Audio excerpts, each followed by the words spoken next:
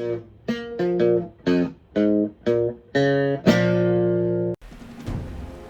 guys, this is Blazin from Lords of Death, and in this video I'm going to show you how I play the Titan Myrmidon. First things first, I choose the Minotaur race. I like the Minotaur because it gets frontal stun immunity, which is very important on the Titan, since the best way to beat a Titan is to crowd control them. I also like the Minotaur Bull Rush because it gives good mobility as well as crowd control. Now for some Myrmidon basics. Berserk is the most important thing you have on a Myrmidon. When you use it, it will heal all incoming damage for the next 10 seconds, but at the end, if you don't mitigate the crash, then you will take all of the damage you accumulated over those 10 seconds instantly, which can lead to instant death often. So, there are two ways to mitigate the crash. You either have to be channeling Pulverize, or use your ultimate ability, Raging Bull, and if the animation is playing, then it will prevent the crash as well. You get a heart meter that shows the countdown timer, and there'll be a circle that forms around it with a shield icon to tell you when you're actually mitigating the crash. So let's see what that looks like. Once berserked, you can see the meters counting down. You can use different attacks, but you want to wait until about the half-second mark, and then you channel Pulverize and you can see the shield with the circle around the heart meter. So the other way to do it is when you go berserk is to use Raging Bull, and Raging Bull is something that you can use while crowd controlled, and it's instant. So wait to the very last second and there's Raging Bull. You can see both times I did not crash, so let's see what a crash looks like. Of course, I'm not taking damage. If I was, this heart meter would be filling up red. The more red it fills up, the more damage you've taken. So at the very end, you can see that black splat mark and the corresponding sound. That's the crash. So that's what would happen if I took damage. I would take all of that damage that very instant, and a lot of times that can mean death. Moving on, let's look at the talents and disciplines that I chose. So this one's obvious, Berserk and Neck Slash. Basic attack damage and attack power, both very important for a DPS. This gives you the Whirlwind combo. Minor Disc slot. This one may not seem obvious, but that power efficiency is actually really important. For every 2% power efficiency, you get 1% of basic attack damage. So not only will this power reduce the costs of your abilities, but it'll also increase your left click damage, which most of the damage on a Myrmidon comes from left click. Net pull, very important, very powerful ability. Serrated Blade, this ability is okay. It does okay damage and it puts a debuff on someone. It's a good ability to maybe use in between. Ferocity is a lot more damage, crit strike, crit damage. That's the main reason that I take Serrated Blade, is to get to that talent. Opportunist, 10% damage bonus anytime you attack someone that is crowd controlled. This is really nice. I actually don't take Scent of Blood. It's a stacking movement speed modifier. It just doesn't feel that impactful to me, and you already have pretty good mobility with both Raging Bull as well as the next one, which is Colossus Smash. So the Titan promotion gives you a buff to Whirlwind, enables Neck Slash on a bunch of different abilities, left click, Colossus Smash, net pull, and then Berserk. It actually changes the functionality of Berserk to what I showed you guys before, where it uses an accumulator and you have to mitigate the crash. Here's Pulverize,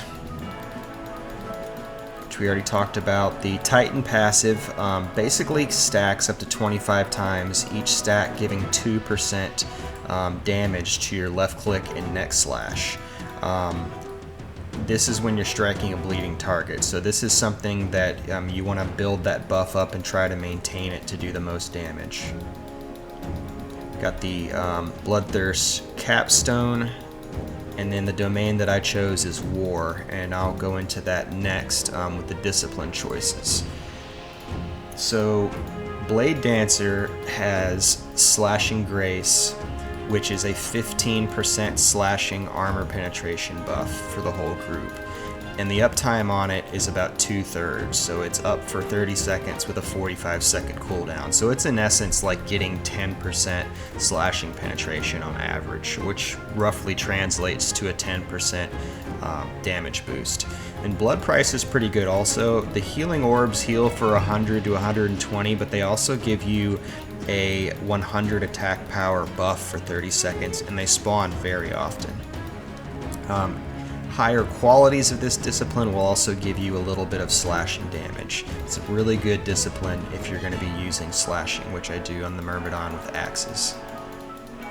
Stalker is the other discipline. I really like this because the passive hamstring slows enemies that are currently bleeding, and the Myrmidon left click and whirlwind both bleed targets. So you're pretty much always hitting someone that's bleeding, which will apply a crowd control to them, which then will proc opportunist, which gives you 10% more damage bonus. So those synergize really well.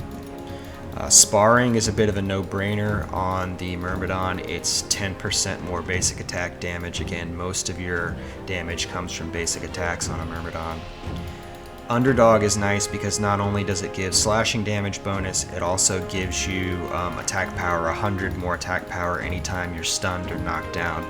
This might seem a little counterintuitive since the Minotaur is stun immune, but it still counts for knockdowns, and one of the best ways to beat a Myrmidon, maybe the only way to beat a Myrmidon, is to crowd control them to force a crash. So since you are frontal stun immune, a lot of people are still going to go for knockdowns on you. I find that I've always got 1 to 2 stacks of this running in any larger fight, even small scale fights, so it does tend to stack up. The last one I really struggled with because I was wondering whether I should go Spirit Whip or with the Shredded, and basically not buy this minor discipline slot and go with Shredded instead, which is 3% physical armor penetration and combat fury regen. What it came down to is I don't really run out of fury because I have this power efficiency talent. So it was really a choice of 3% armor penetration or Spirit Whip. While you do get some enemy high damage bonus on Spirit Whip, the main thing with Spirit Whip is when you're using your basic attacks, they will hit multiple targets that are nearby. So not only will it do more damage, with most of your damage coming from left attacks, it will also charge more Titan stacks if the target is already bleeding. So when the Spirit Whip hits, it will not apply the bleed that you would normally get on your left click, your third left click, to the target. It whips. It will just hit them. But if they're already bleeding, say if you whirlwinded a bunch of people, then you can charge Titan a lot faster. And each Titan stack is 2% damage, so I figured if I even whip to 1 target or 2 targets throughout the course of a fight and get that, that's going to be worth that 3% armor penetration from the Shredded talent. So that's the reason I went with Spirit Whip. As far as stats go, you pretty much want to pump strength. Dex is good also for crit strike, and then con's not a bad thing to have either for hit points. And then int is unfortunately really low because that is crit damage. I'm now over at the practice dummies to show you how the different abilities work. So the first ability is Colossus Smash. This is a 20-meter leap that stuns at the end. I'll show you that. You can also use Next Slash when it lands. So land that, hit Next Slash. So that's how you want to use Colossus Smash. The next ability is Pulverize. Pulverize is what you mainly just use to prevent the Berserk Crash. It does do pretty good damage, but I never really use it for damage. If somebody happens to be going by or is in range of it, you definitely hit them with it, but it's not easy to land because while you're channeling it, you're rooted in place. So let's see what that looks like. One other tip on it too is that you can rotate the camera while it's channeling. So let's say I'm facing this direction, I see this person walking by, I can rotate my camera and then hit with it. The next ability is Next Slash. So Next Slash is not available right now because it procs off of a couple different abilities. So the first thing it'll proc off of is Berserk, but because we are a Titan, it will actually proc off of a couple other things. You can see it is now enabled on Gore, which we didn't buy, but Colossus Smash, Net Pull, and Cross Gashes, which Cross Gashes are your third left click. So hit Berserk, animation cancel into Next Slash, and after every third left click, you want to hit Next Slash. Every third left click, always be ready to hit Next Slash. Even if you are not berserked, it will still proc Next Slash. The other thing you can do is you can actually pull somebody, and as soon as they pull to you, hit them with Next Slash. So the fourth ability is Whirlwind. Whirlwind is cool because if you watch the Titan buff in the top right hand corner, you'll notice that I can proc it very quickly with Whirlwind, because Whirlwind not only hits 5 targets in an AoE, it also bleeds them. So it's very easy to hit bleeding targets with Whirlwind. There is a downside of it, and I'll show you that now. So I'll Whirlwind, and I will build up to 25 Titan stacks. The problem with doing it this way is those Titan stacks do not refresh themselves. So you'll see I'm left clicking and I should be restoring all my Titan stacks, but that countdown timer is still going. And watch as I get down to about the 5-second mark, you'll notice they start falling off very quickly, even though I'm stacking them. And there it goes. You see them all fall? That's one of the reasons why I like Spirit Whip, is because if you do Whirlwind, you can get your bleeds applied, and then as you're Spirit Whipping to targets, you are still applying that, and it just keeps the buff up more consistently. You can really do it either way. Whirlwind's great to quickly build the buff. Spirit Whip is great for more of a sustained approach. So like I said, the next ability is Net Pull. That just lets you pull a target to you. It does have a 30-meter range. I don't think it lets me pull target dummies, but basically the first hit roots, and then the second hit will pull them to you, as well as activate Next Slash. The sixth ability is Berserk. We kind of went over that a little bit, but I will show you a couple things that I haven't discussed so far. The biggest thing is that Berserk will actually give you damage bonus for dealing damage. So gain damage bonus every second for damage dealt. The other thing it will do is it will increase that cap for damage bonus. I believe it's by 10%, but let's check that. You can see I'm currently at 15.5% damage bonus. Hit Berserk, let's do some damage and check and see what it says. See, now I'm at 52% with a 53% cap. So yeah, it does make it go up by 10%, and you can see it raises it as you do damage while Berserk. The seventh ability is Bull Rush. Bull Rush is a 20-meter charge with a knock-up at the end. And notice how you kind of stop and then knock up. I'm going to show you something about that a little bit later, but this is great to use offensively or defensively. The eighth ability is called Serrated Blade. It hits pretty hard, but the biggest thing that it does is it does put a 10% personal damage modifier debuff on a target. That basically means that they take 10% more damage. So, you know, this is good to apply to whoever is the called target, or even in a 1v1 situation. Just throw that on every couple of seconds. It is kind of hard to fit it in between Next Slashes. Sometimes I'll do it like after a Pulverize. I'll hit him with a Pulverize, and then I'll hit him with that Serrated Blade to keep that B buff running. And then the last ability is Slashing Grace, which is the armor penetration buff. So I could show you what that looks like. If we go into my details and find my armor penetration, you can see by default I've got just under 5% armor penetration slashing. Then if I hit Slashing Grace, you'll notice it's a 45-second cooldown while it lasts 30 seconds. Go back into the details. Now you can see I've got 19.92% armor penetration. So yeah, 15% bonus. Biggest thing with this is use it at the beginning of a fight and try to remember to use it in the middle of a fight. And then the ultimate ability we talked about a little bit. It's mainly something you want to use when you think you're going to crash. It is flash cast. It can be used while crowd controlled, and it will actually remove the crowd control. So this is something where if you've taken a ton of damage or people are chaining CC on you, this is your lifeline. You want to save this for when you absolutely need it.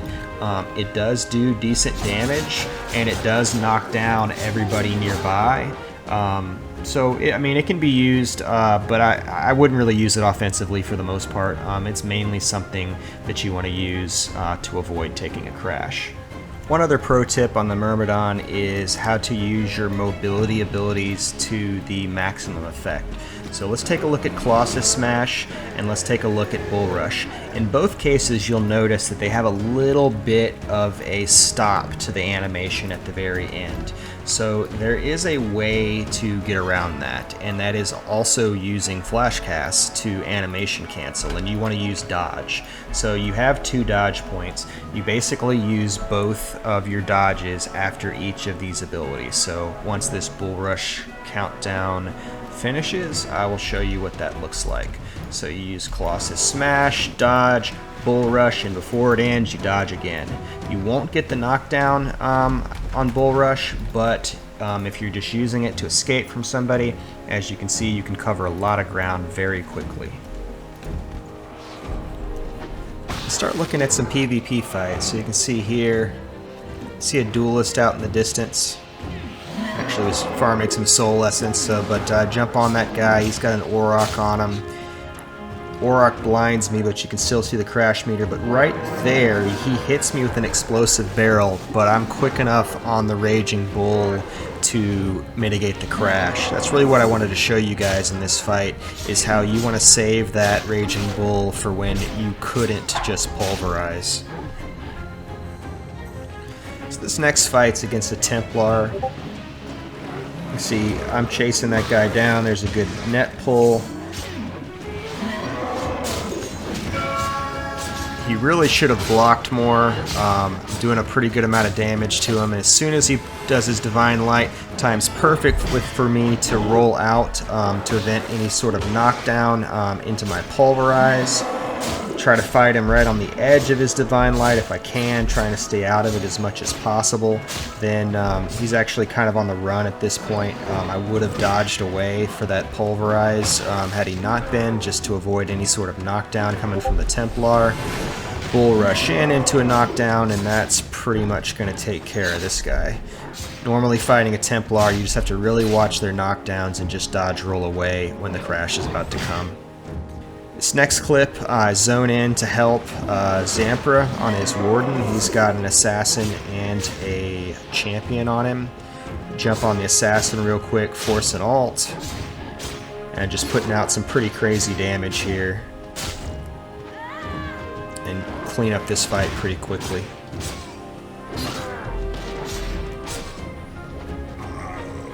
Here's a group fight right outside of an enemy keep. 3 targets come in, we jump in on this knight.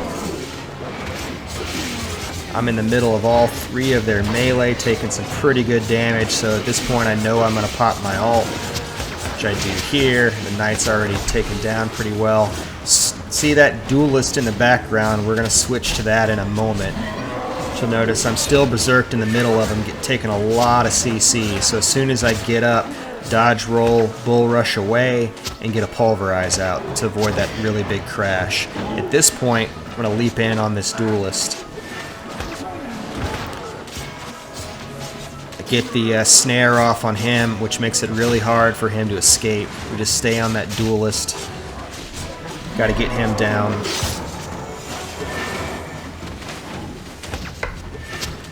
Net him so he can't get away. Finish off the kill. Very end though, I get stunned in the back by that, was it a Colossus Smash leap. Still have healers up, I'm still okay, it wasn't too big of a crash. But I'm out of stamina and about to crash again. Luckily my ult's back up. Get back on the knight, try to finish that guy off. Still pretty tanky. At this point we've got this fight pretty well in hand.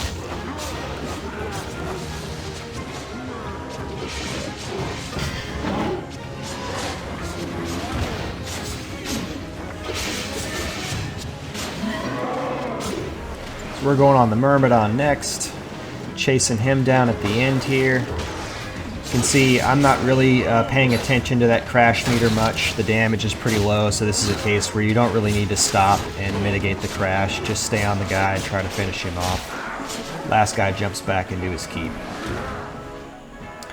So this clip I'm going to show you when to dive and when to retreat. This is one that I actually played pretty well for the most part. So I start to see their players flanking around the side, and I see a couple of their squishier guys left more alone. So I'm going to jump right in on this Stormcaller and go right in on him. I ignore that crash because there was almost no damage on it, but now I'm starting to get focused as they're collapsing back on us.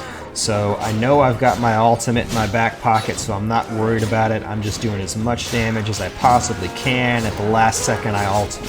So here's the thing that I do right here. We don't get any kills, and they recover pretty well, so I retreat. The whole group retreats. I don't have my ultimate up anymore, so it was not a good time to try to dive back in there. A little bit later in this same fight, I get a hook on that same Stormcaller. My ult is just about back up, so I'm just going to dive in on this guy. Damage isn't too high at this point, but I got a bunch of people around me, so I ult, and then we're going to force a ult from that Stormcaller,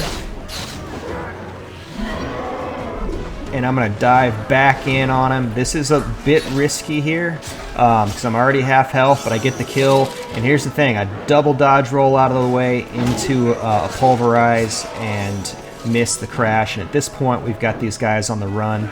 A couple of them took a pretty good bit of damage, bull rush into one of their healers, and we're going to finish that guy off, and they're pretty much just going to be running from here. So that was a good way to dive, still risky. Myrmidon's always risk versus reward when you try to dive like that, but it worked on that fight. This fight is an example of what not to do and how to dive. I push out with our guards, but there's a lot of enemies here, and we don't have much of a melee push. I know I've got my ultimate in my back pocket, so I noticed that Druid has just ulted. I've got Berserk up, and I'm putting out a lot of damage on this guy. Get him really low with a couple really big hits. I'm getting focused here, dodge roll away, full crash meter. I'm able to mitigate the crash. That's where I made the mistake, though. At that point, I should have used my mobility to get away instead of trying to go for the kill, and I get killed because of it. So that's the Titan Guide. Thanks for watching, guys. Appreciate it.